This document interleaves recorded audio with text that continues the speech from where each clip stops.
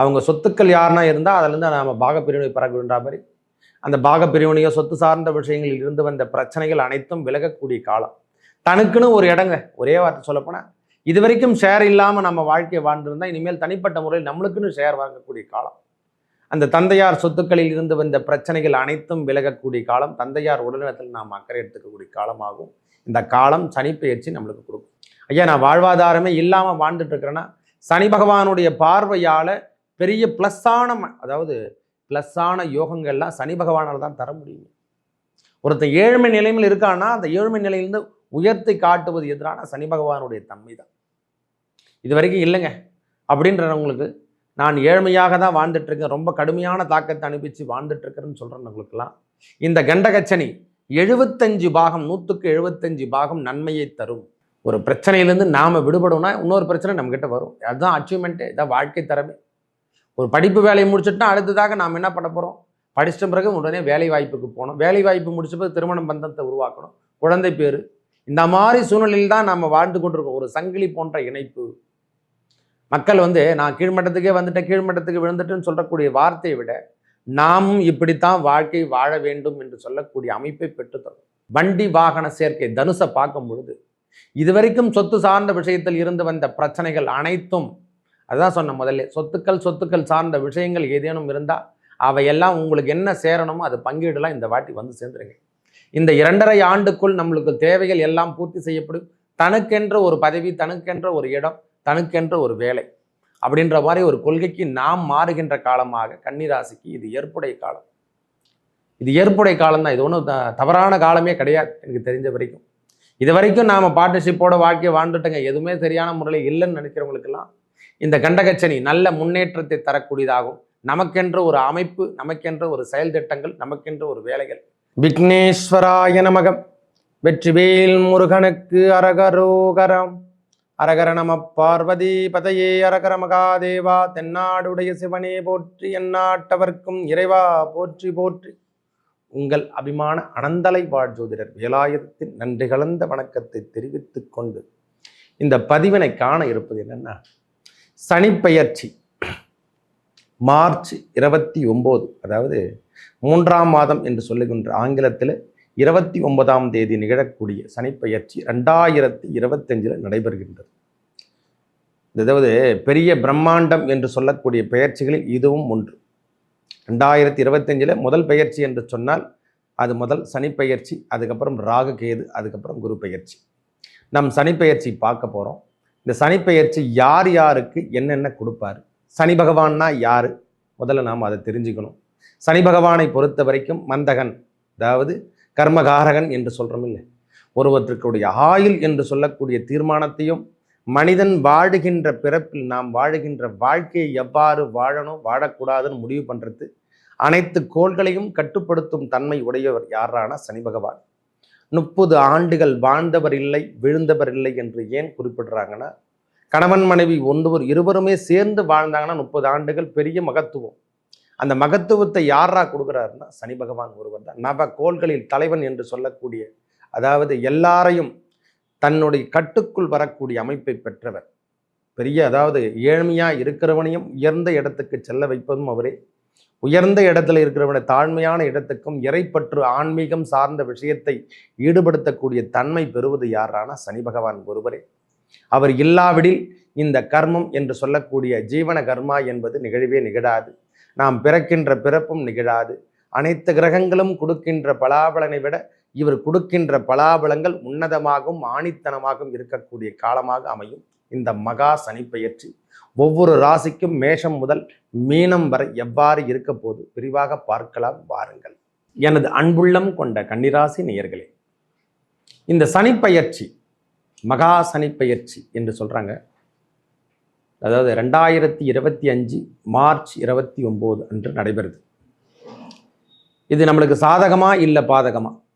ஏன்னா இதுவரைக்கும் 6ஆம் இடத்துல இருந்தார், இப்பொழுது 7ஆம் இடம் என்று சொல்லக்கூடிய கேந்திரத்தில் அமர்கின்றார்.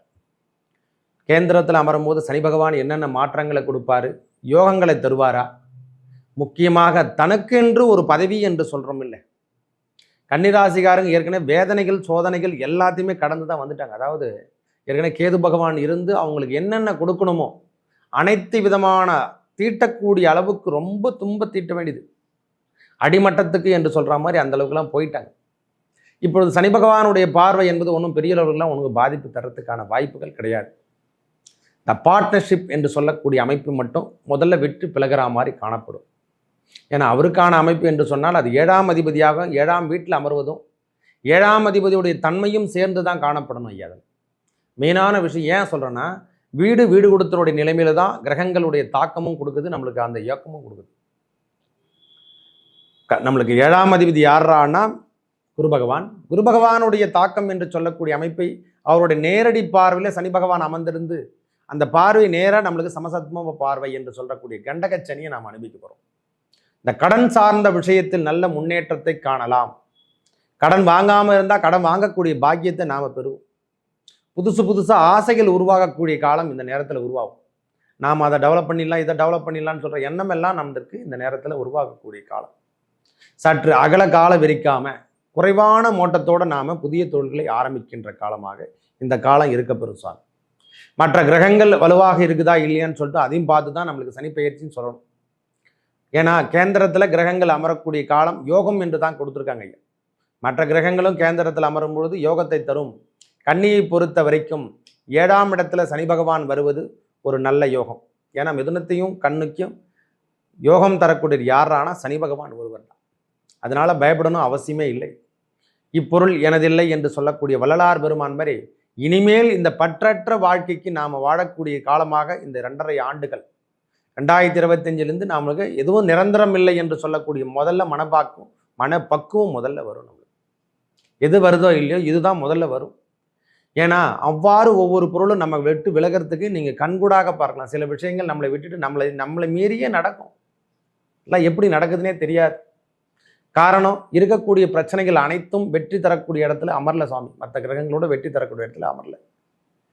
இவருடைய 3ஆம் பார்வையாக 9ஆம் இடம் என்று சொல்லக்கூடிய ராசிநாதன் 9ஆம் இடம் என்று சொல்லக்கூடிய ரிஷபராசியை பார்க்கறதால தந்தை ஸ்தானத்தில் நாம் அக்கறை எடுத்துக்கணும். அவங்க உடல்நலத்தில் நாம் அக்கறை எடுத்துக்கக்கூடிய காலமாகும். அவங்க சொத்துக்கள் யாருன்னா இருந்தால் அதிலிருந்து நாம் பாகப்பிரிவினை பெறக்கூடிய மாதிரி அந்த பாகப்பிரிவினையோ சொத்து சார்ந்த விஷயங்களில் இருந்து வந்த பிரச்சனைகள் அனைத்தும் விலகக்கூடிய காலம். தனக்குன்னு ஒரு இடங்க, ஒரே வார்த்தை சொல்லப்போனால் இது வரைக்கும் ஷேர் இல்லாமல் நம்ம வாழ்க்கையை வாழ்ந்துருந்தால் இனிமேல் தனிப்பட்ட முறையில் நம்மளுக்குன்னு ஷேர் வாங்கக்கூடிய காலம். அந்த தந்தையார் சொத்துக்களில் இருந்து வந்த பிரச்சனைகள் அனைத்தும் விலகக்கூடிய காலம். தந்தையார் உடல்நலத்தில் நாம் அக்கறை எடுத்துக்கக்கூடிய காலமாகும். இந்த காலம் சனிப்பெயர்ச்சி நம்மளுக்கு கொடுக்கும். மற்றபடி எந்த தொந்தரவுனா நேரடி பார்வை என்று சொல்லக்கூடிய அமைப்பு 7ஆம் இடம் என்று சொல்லக்கூடிய பார்ட்னர்ஷிப் மனைவி ஸ்தானம். அவங்க உடல்நலத்தில் நாம் அக்கறை எடுத்துக்கக்கூடிய காலம். அவங்க உடல்நலம் மட்டும் இல்லை மனநலத்திலையும் அக்கறை எடுத்துக்கணும். இந்த நேரத்தில் மனசு சரி உடலும் சரி. இப்பொழுது வேதனை தரக்கூடிய இடத்துக்கு நாமளை அந்த அளவுக்கு அழுத்தத்தெல்லாம் கொடுத்துட்ருப்பாங்க. இப்போவே அது ஆக்டிவேட் ஆகிட்டு இருக்கும். ஏன் நாம் இந்த கூட வாழணும், கொஞ்ச நாளைக்கு நாம் தனியாக கூட இருக்கலாமா அப்படின்ற எண்ணம் எல்லாம் இந்த நேரத்தில் உருவாகும். கன்னியை பொறுத்த வரைக்கும் 7ஆம் இடத்துல சனி பகவான் இருக்கிறதும், அதாவது இது வரைக்கும் புதிய முயற்சிகளில் ஈடுபடாமல் இருந்தால் இனிமேல் வருகின்ற காலங்களில் புதிய முயற்சிகளில் ஈடுபடக்கூடிய காலத்தை ஏற்படுத்தி தருவார். ஐயா நான் வாழ்வாதாரமே இல்லாமல் வாழ்ந்துட்டு இருக்கிறேன்னா சனி பகவானுடைய பார்வையால் பெரிய ப்ளஸ்ஸான யோகங்கள்லாம் சனி பகவானால் தான் தர முடியும். ஒருத்தர் ஏழ்மை நிலைமையில் இருக்கான்னா அந்த ஏழ்மை நிலையிலிருந்து உயர்த்தி காட்டுவது எதிரான சனி பகவானுடைய தன்மை தான். இது வரைக்கும் இல்லைங்க அப்படின்றவங்களுக்கு நான் ஏழ்மையாக தான் வாழ்ந்துட்டுருக்கேன், ரொம்ப கடுமையான தாக்கத்தை அனுப்பிச்சு வாழ்ந்துட்டுருக்கிறேன்னு சொல்கிறவங்களுக்கெல்லாம் இந்த கண்டகச்சனி 75 பாகம் 100க்கு 75 பாகம் நன்மையை தரும்.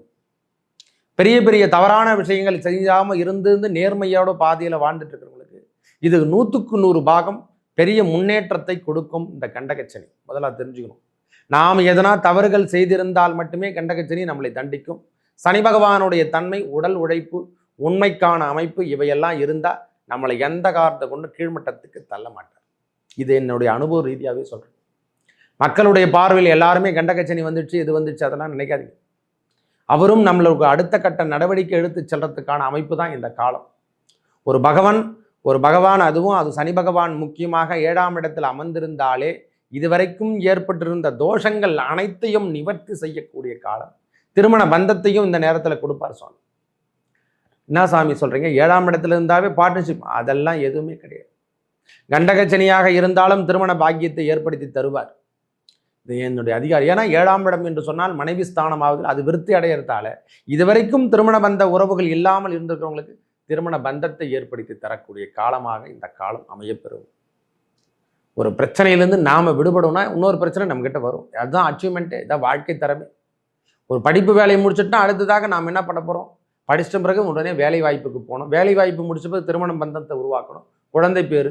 இந்த மாதிரி சூழ்நிலையில் தான் நம்ம வாழ்ந்து கொண்டிருக்கோம். ஒரு சங்கிலி போன்ற இணைப்பு.